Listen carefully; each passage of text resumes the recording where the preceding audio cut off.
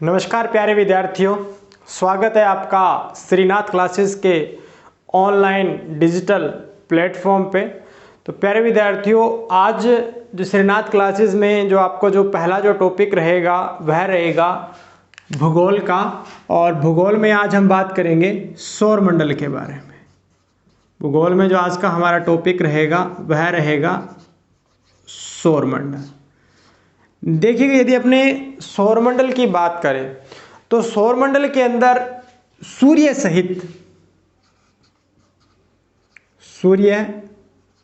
व पृथ्वी सहित 8 ग्रह, उपग्रह,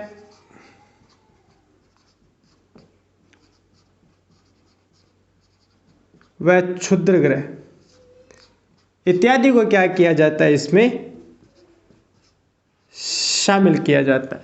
यानी सौरमंडल में मुख्य रूप से सूर्य, पृथ्वी सहित 8 ग्रह, उपग्रह और जो क्षुद्र ग्रह उनको क्या किया जाता है बेटा, सौरमंडल में शामिल किया जाता है। सौरमंडल में जो सूर्य होता है, सूर्य सौरमंडल का केंद्र माना जाता है। सूर्य सौरमंडल का केंद्र माना जाता है। यानी सौरमंडल का जो मेन जो आधार का जो निर्धारण किया जाता है वह सूर्य के द्वारा ही किया जाता है। उसके बाद में देखिएगा, सौरमंडल के बाद में अगर अपने आगे नेक्स्ट वाले टॉपिक की बात करें तो इसमें आता है अपने ग्रहों के बारे में। नेक्स्ट वाले टॉपिक की अगर अपने बात करें तो इसमें जो आता है वह आता है ग्रहों के बारे में। देखिएगा, ग्रहों के बारे में यदि बात की जाए सौरमंडल में, तो सौरमंडल में जो ग्रह होते हैं वह 2 प्रकार के होते हैं, आंतरिक ग्रह और बाह्य ग्रह। सौरमंडल में जो ग्रह पाए जाते हैं 2 प्रकार के होते हैं, आंतरिक ग्रह व बाह्य ग्रह। आंतरिक ग्रह व बाह्य ग्रह। अब देखिए, अगर अपने आंतरिक ग्रहों की बात करें तो ऐसे ग्रह जो क्षुद्र ग्रह तथा सूर्य के बीच में उपस्थित होते हैं उन्हें क्या कहा जाता है, आंतरिक ग्रहों के नाम से जाना जाता है। यानी ऐसे ग्रह जिनका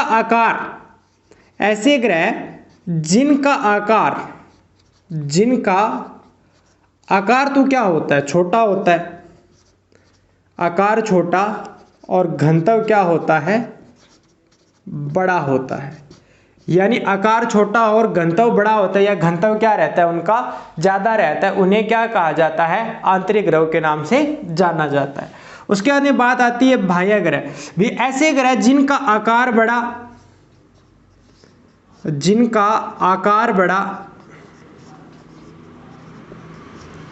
व घनत्व क्या होता है, कम होता है, उन्हें क्या कहा जाता है, बाह्य ग्रह के नाम से जाना जाता है। अब देखिए, आंतरिक ग्रहों में कौन कौन से ग्रह आते हैं। अगर अपने आंतरिक ग्रहों की बात करें तो आंतरिक ग्रहों में बुध, शुक्र, पृथ्वी और मंगल, ये किसमें आते हैं, इन्हें आंतरिक ग्रह के नाम से जाना जाता है। उसके बाद में आता है बाह्य ग्रह। बाह्य ग्रहों में मुख्य रूप से बृहस्पति, शनि, अरुण व वरुण को क्या किया जाता है, बाह्य ग्रहों में शामिल किया जाता है। उसके बाद में देखिएगा, अगर अपने इसी के अंदर सौरमंडल में नेक्स्ट वाले टॉपिक की बात करें तो इसमें जैसे मान लीजिए बुध व शुक्र। देखिएगा, बुध ग्रह और शुक्र ग्रह की अगर अपनी बात करें तो बुध और जो शुक्र ग्रह है सूर्य के सबसे ज्यादा नजदीक माने जाते हैं। और सूर्य के सबसे ज्यादा नजदीक होने के कारण क्या कहा जाता है, ये सबसे गर्म ग्रह माने जाते हैं। सूर्य के सबसे ज्यादा निकट होने के कारण क्या कहा जाता है, बुध व शुक्र को क्या कहा जाता है, सबसे ज्यादा गर्म ग्रहों की श्रेणी में रखा जाता है। मंडल में नेक्स्ट वाले अगर अपने इसी टॉपिक की बात करें, इसमें जैसे शुक्र व पृथ्वी। देखो, शुक्र का आकार, पृथ्वी का आकार और जो घनत्व है वो लगभग एक जैसा सा ही है, लगभग अप्रोक्सीमेटली बराबर माना जाता है। इसलिए क्या कहा जाता है, शुक्र और पृथ्वी को ट्विन ग्रह की संज्ञा दी जाती है, यानी जुड़वां ग्रह, प्लैनेट या जुड़वा ग्रह के नाम से क्या है, इसको जाना जाता है।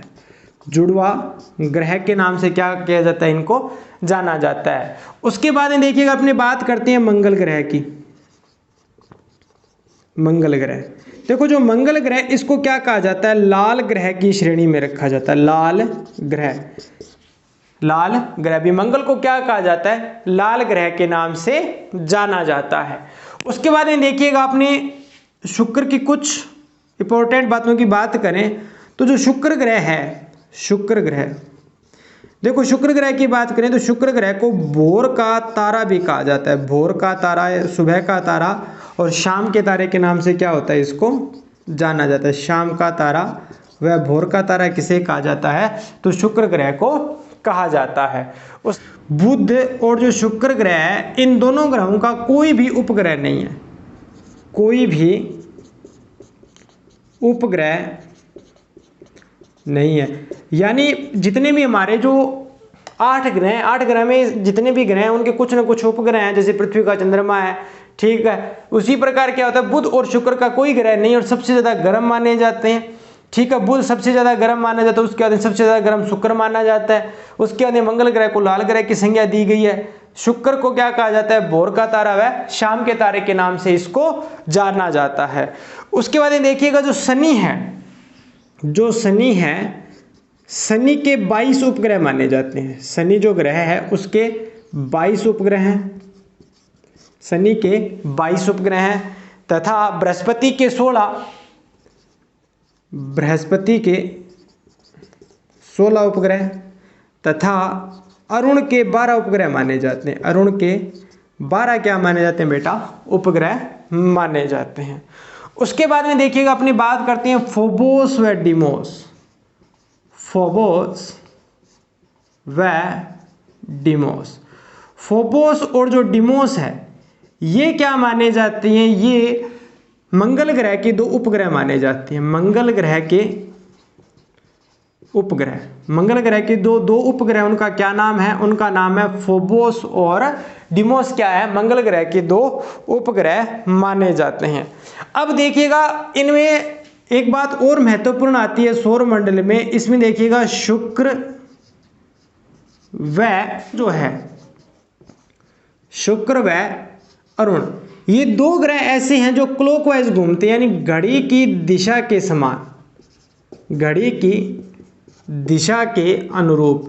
यानी जिस प्रकार से घड़ी की दिशा चलती है, घड़ी की जो सुइयां चलती है उसके अनुरूप क्या होते हैं, ये चलते हैं। यानी ये से पश्चिम, पूर्व से पश्चिम की ओर क्या करते हैं, रोटेट करते हैं, अपना जो परिभ्रमण चक्र है या जो घूर्णन गति है वो पूर्ण करते हैं। बाकी जो अन्य ग्रह रह जाते हैं शुक्र और अरुण को छोड़ने के बाद, वो सारे के सारे क्या करते हैं, एंटी क्लॉकवाइज दिशा में क्या करते हैं, गति करते हैं, यानी पश्चिम से पूर्व की ओर गति करते हैं। नेक्स्ट वाले अगर अपने टॉपिक की बात करें सौर मंडल में, वो बात आती है टाइटन।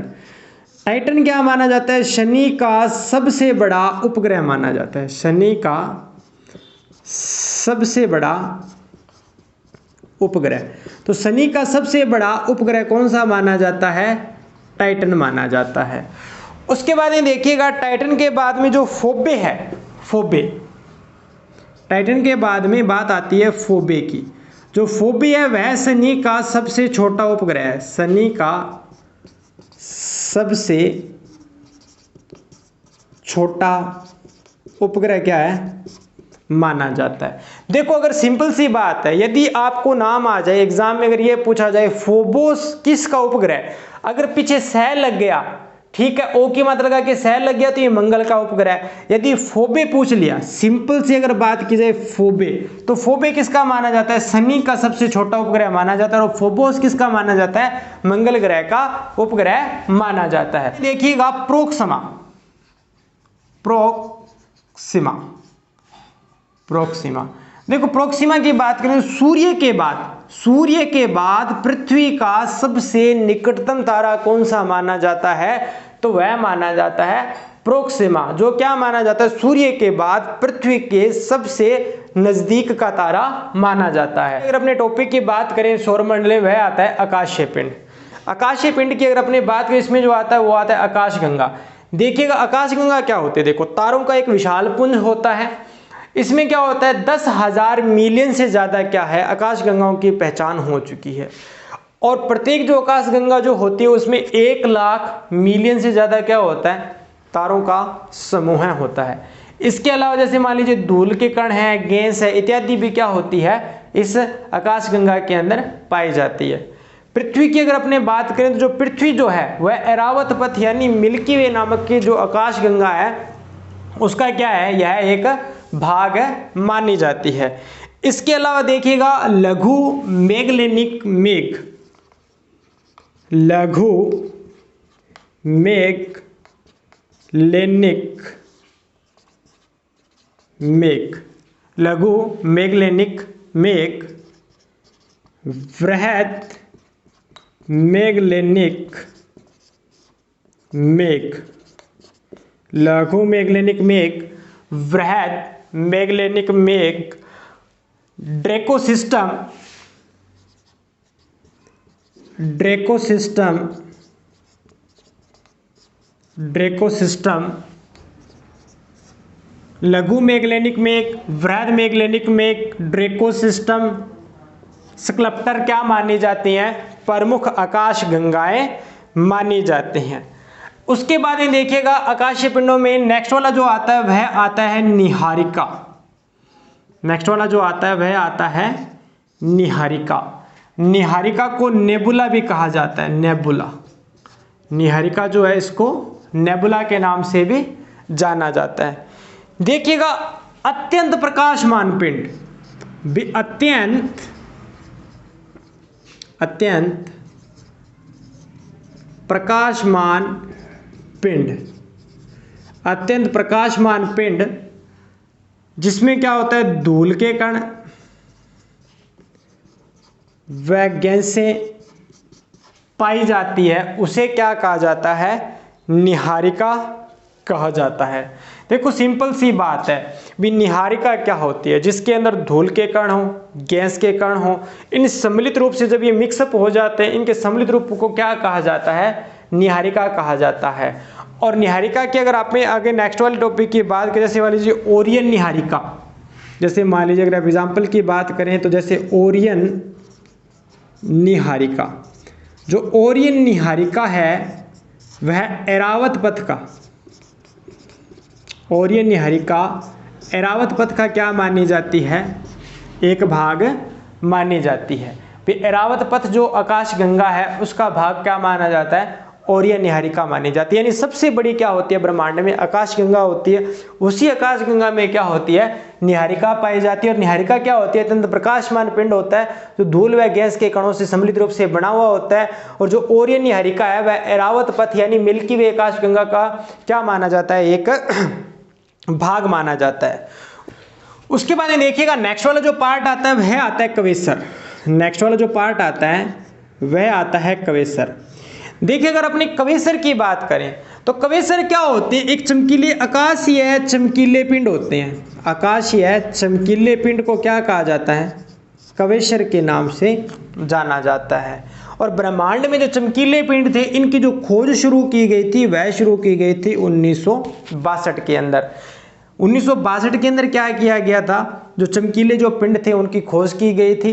लेकिन 1983 के अंदर 1983 के अंदर क्या की गई थी पहला कवेसर खोजा गया था। ठीक है। और इस कवेसर की जो प्रकाश था वह सूर्य से 1.1 गुणा 10 की पावर 15 क्या था 15 गुणा क्या था अधिक था। यानी जो कवेसर खोजा गया था 1983 के अंदर उसका जो प्रकाश था वह सूर्य के प्रकाश से 1.1 गुणा 10 की पावर 15 गुना क्या है माना जाता है। देखो कवेसर क्या होता है, कवेसर की सबसे बड़ी कॉन्सेप्टेड बात ये होती है कवेसर जो होता है ना वह होता तो इसी आकाश गंगा के एक पार्टीशन में शामिल होता है, लेकिन वह क्या करता है आकाश गंगा से भी क्या करता है ज्यादा मात्रा में ऊर्जा का उत्सर्जन करता है, तो उसे क्या कहा जाता है कवेसर के नाम से जाना जाता है। उसके बाद देखो कवेसर के बाद नेक्स्ट वाला जो बात आती है वह बात आती है तारामंडल की। कवेसर के बाद नेक्स्ट वाला जो टॉपिक आता है वह आता है तारामंडल। देखिए तारों का समूह, तारों का समूह या पुंज, तारों का समूह या पुंज, तारों का समूह या पुंज क्या कहलाता है? तारामंडल कहलाता है। और हमारे ब्रह्मांड के अंदर अनेक तारामंडलों की क्या की गई है? पहचान हो चुकी है, जिनमें सेंटोरस, जेमिनी, लियो इत्यादि क्या माने जाते हैं? प्रमुख तारामंडल माने जाते हैं। आकाशगंगा में जो बादल होते हैं, धूल होती है, गैस के जो कण पाए जाते हैं, उन्हीं से क्या होता है? उनका जो सम्मिलित रूप जो होता है ना, उससे क्या होता है? तारे का निर्माण होता है। और जब तारा जो होता है, जब तारा जो होता है, उस तारे का इंटीरियर जो भाग होता है, ये वाला जो भाग होता है, इसमें जैसे ही ईंधन समाप्त होना शुरू हो जाता है तो तारा क्या हो जाता है? मृत होना शुरू हो जाता है। और मृत होते हुए तारे के अंदर क्या होता है? एक विस्फोट होता है। उस विस्फोट को क्या कहा जाता है? सुपरनोवा विस्फोट के नाम से जाना जाता है। यानी उस विस्फोट को क्या कहा जाता है? सुपरनोवा विस्फोट कहा जाता है। उसके बाद में देखिएगा, सुपरनोवा विस्फोट के बाद में क्या होता है? ये जो कोर वाला जो भाग होता है, ये वाला जो भाग है, इस भाग में क्या होता है? अभी भी यह सघन कोर का भाग है। यानी अभी भी क्या होता है? इसके अंदर वाला जो भाग होता है ना, वह थोड़ा थोड़ा क्या होता है? जल रहा हुआ होता है। तो उसे क्या कहा जाता है? व्हाइट ड्वार्फ के नाम से जाना जाता है। उसे व्हाइट ड्वार्फ के नाम से क्या होता है? उसको जाना जाता है। यानी सुपरनोवा विस्फोट के बाद में तारे के सघन कोर का जो भाग है, उसे क्या कहा जाता है? व्हाइट ड्वार्फ के नाम से क्या होता है? उसको जाना जाता है। व्हाइट ड्वार्फ के बाद में देखो क्या होता है? जब बहुत ज्यादा मात्रा में विस्फोट हो जाता है, तो विस्फोट के बाद में क्या होता है? यह छोटे छोटे तारों में विभक्त हो जाता है। तो उसे क्या कहा जाता है? न्यूट्रॉन तारे के नाम से जाना जाता है। न्यूट्रॉन तारा, यानी यह बहुत छोटे छोटे भागों में विभक्त हो जाता है, तो उसे क्या कहा जाता है? न्यूट्रॉन तारे के नाम से जाना जाता है। अब देखिएगा क्या होता है? यह न्यूट्रॉन तारा क्या होता है? तेज गति से घूर्णन करेगा, तेज गति से घूर्णन करता है। उसके अलावा देखो क्या करता है? तेज गति से घूर्णन करेगा और जो विद्युत चुंबकीय जो किरणें होती है, उनको क्या करेगा? सबसे ज्यादा मात्रा में विकृत करेगा। और विकृत करने के कारण क्या होता है? इसको पल्सर के नाम से जाना जाता है। यानी इसको क्या कहा जाता है? पल्सर कहा जाता है। उसके बाद में देखो क्या होता है? कुछ टाइम के बाद में क्या होता है? इसमें एक बड़ा विस्फोट होता है, और बड़े विस्फोट के बाद में क्या होता है? यह तारा ब्लैक होल में परिवर्तित हो जाता है। यानी यह तारा क्या हो जाता है? ब्लैक होल में परिवर्तित हो जाता है। और ब्लैक होल्स के अंदर क्या होता है? देखो, गुरुत्वाकर्षण फोर्स सबसे ज्यादा होता है, और गुरुत्वाकर्षण फोर्स सबसे ज्यादा होने के कारण क्या होता है? इसमें कोई भी पदार्थ जब इसके अंदर चला जाता है तो वह क्या होता है? वापस नहीं आ पाता, क्योंकि इसका इंटीरियर जो भाग होता है वह बहुत ज्यादा अंधेरे में होता है, और इसमें क्या होता है? गुरुत्वाकर्षण शक्ति भी क्या होती है? सबसे ज्यादा होती है। तारे के बाद में देखो नेक्स्ट वाला जो पार्ट आता है, वह आता है हमारे पास उल्का।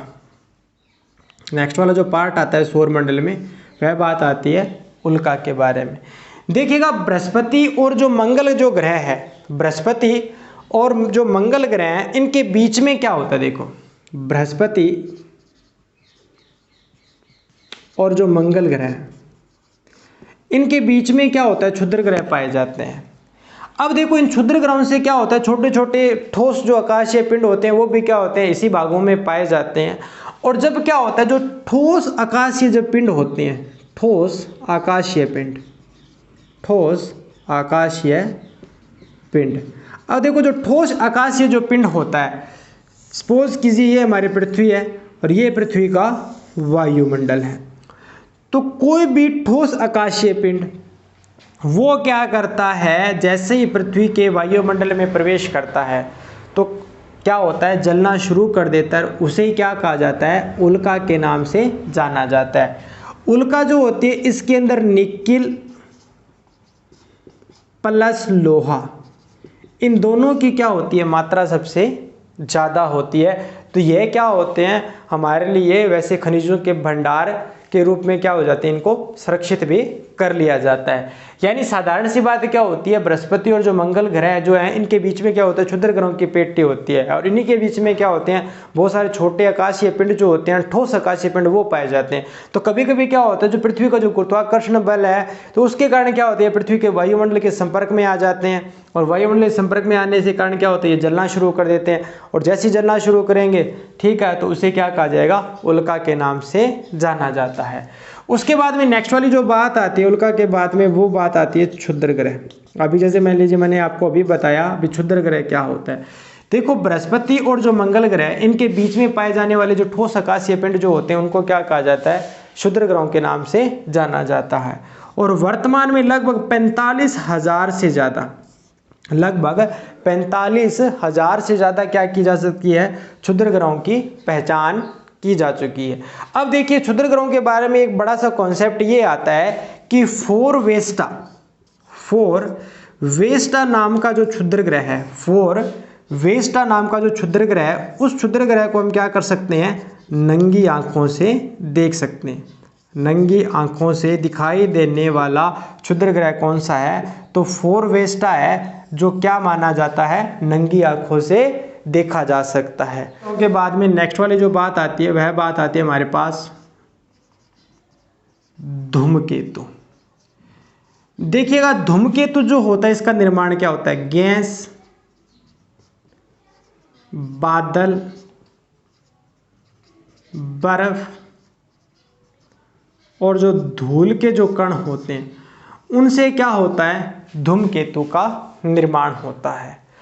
अब देखिएगा यह क्या होता है, एक लंबी पट्टी के अंदर होता है, एक लंबी श्रृंखला में क्या होता है, ये धूमकेतु चल रहा होता है। जैसे ये सूर्य के नजदीक आता है, जैसे सपोज कीजिए इस प्रकार से क्या होता है, ये धूल, गैस और बर्फ का जो ये कण जो होते हैं ये क्या होते हैं, एक लंबी श्रृंखला में होते हैं और ब्रह्मांड के अंदर अपना अव्यवस्थित रूप से गति कर रहे होते हैं। और जैसे ये क्या होते हैं, सूर्य के नज़दीक आते हैं, जैसे ये सूर्य के नज़दीक आते हैं तो इसका जो शीर्ष जो भाग होता है वह क्या होता है, जिसमें गैसें होती है, सूर्य के प्रकाश से क्या होता है, जलना शुरू कर देता है। तो इनका शीर्ष जो भाग होता है वह हमेशा चमकीला होता है, इसकी जो पूंछ जो होती है ना वह क्या होती है, सूर्य से हमेशा दूर रहती है। तो धूमकेतु की अगर अपनी बात करें, धूमकेतुओं में मुख्य रूप से जैसे मान लीजिए टेम्पल 1 है, टेम्पल 1,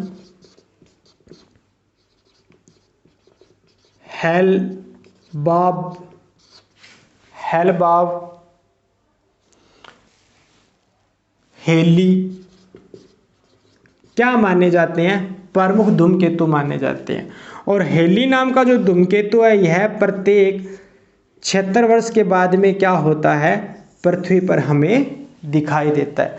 देखिए एग्जाम की दृष्टि से अगर अपने बात की जाए तो एग्जाम की दृष्टि से अपने जो मोस्ट इंपॉर्टेंट जो पार्ट आता है वह आता है अपने तारे के बारे में, क्योंकि एक जो तारा होता है ना उससे क्या होती है, विभिन्न प्रकार की क्रियाएं होती है। देखो सिंपल सा क्या होता है, बादल जो होता है आकाशगंगा में जो गैसें जो होते हैं उनका जो समाहित रूप जो होता है जलना प्रारंभ कर देता है, वो तारा कहलाता है। तारे के अंदर जब कोर वाला जो भाग है उसमें जैसे ईंधन समाप्त होना शुरू हो जाता है, जैसे ईंधन समाप्त होगा तो ईंधन समाप्त होने के बाद में क्या होता है, इसका जो कोर वाला जो भाग होता है उसमें क्या होता है, विस्फोट हो जाता है, और उसी विस्फोट को क्या कहते हैं, सुपरनोवा विस्फोट कहते हैं। सुपरनोवा विस्फोट के बाद में क्या होता है, कोर के अंदर थोड़ा सा भाग जो होता है ना वह फिर भी जल रहा होता है, कहीं ना कहीं क्या होता है, बाकी तो सारा पार्ट मृत हो गया उसका, लेकिन बीच में क्या होता है, छोटा सा पार्ट फिर भी जल रहा होता है। उसी जलते हुए पार्ट को क्या कहा जाता है, व्हाइट ड्वार्फ के नाम से जाना जाता है। व्हाइट ड्वार्फ के बाद में देखो क्या होता है, जैसे ही व्हाइट ड्वार्फ जो होता है इसमें भी क्या होता है, विस्फोट हो जाता है, उसके बाद में क्या होता है, न्यूट्रॉन तारा बन जाता है। न्यूट्रॉन तारे के अंदर क्या होता है, ये न्यूट्रॉन तो तारा होता है, बहुत छोटे छोटे तारे होते हैं, ये बहुत तेज गति से घूमते रहते हैं, और तेज गति से घूमने के बाद कारण क्या होते हैं, विद्युत चुंबकीय जो किरणें जो होती हैं उनको विकृत करना शुरू कर देता है, यानी बाहर की ओर फेंकना शुरू कर देता है, और बहुत ज्यादा मात्रा में फेंकेगा, और ऐसे तारों को क्या कहा जाता है, पल्सर के नाम से जाना जाता है। उसके बाद में क्या होता है, तारे के अंदर एक लास्ट विस्फोट होता है, और उस विस्फोट के बाद में क्या होता है, यह ब्लैक होल में परिवर्तित हो जाता है, और ब्लैक होल में परिवर्तित होने के बाद में क्या होता है, कोई भी चीज इसके अंदर जाने के बाद में वापस नहीं आ सकती। उल्का मैंने आपको बताया था, अभी ठोस आकाशीय जो पिंड जो होते हैं वायुमंडल के, पृथ्वी का जो वायुमंडल होता है उसके अंदर जैसे ये एंट्री करते हैं, एंट्री करने के बाद में क्या होता है, जलना प्रारंभ कर देता है, और उससे क्या होता है, इसे उल्का के नाम से जाना जाता है। निकेल और जो लोहे की मात्रा क्या होती है उल्का पिंडों में सबसे ज़्यादा होती है। उसके बाद में बात आती है क्षुद्र ग्रह की। तो क्षुद्र ग्रह क्या होते हैं, मंगल और बृहस्पति के बीच में पाए जाने वाले छोटे छोटे जो पथरील के जो टुकड़े हैं उनको क्या कहा जाता है, क्षुद्र ग्रहों की श्रेणी में रखा जाता है। लगभग 45,000 से ज़्यादा क्षुद्र ग्रह क्या होते हैं, लगभग इनकी पहचान की जा चुकी है। फोरवेस्टा नाम का जो क्षुद्र ग्रह, ये इंपॉर्टेंट है भाई, फोरवेस्टा नाम का जो क्षुद्र ग्रह है इसे क्या कहा जाता है, नंगी आंखों से देखा जाता है। उसके बाद में बात आती है, जैसे मान लीजिए अपने नेक्स्ट वाला अगर अपने बात करते हैं वो आती है धूमकेतु। तो धूमकेतु क्या होता है, गैस और बादल बर्फ से बना हुआ होता है। धूमकेतु में जो इंपॉर्टेंट बात आती है वो आती है हेली, यानी हेली नाम का जो धूमकेतु है वह 76 वर्ष के बाद में क्या होता है, हमें दिखाई देता है। तो बेटा यह सौरमंडल के बारे में कुछ मुख्य बातें थी जो क्या होती है, कंप्लीट होती है। वीडियो को लाइक, शेयर और सब्सक्राइब करना ना भूलें। Thank you so much.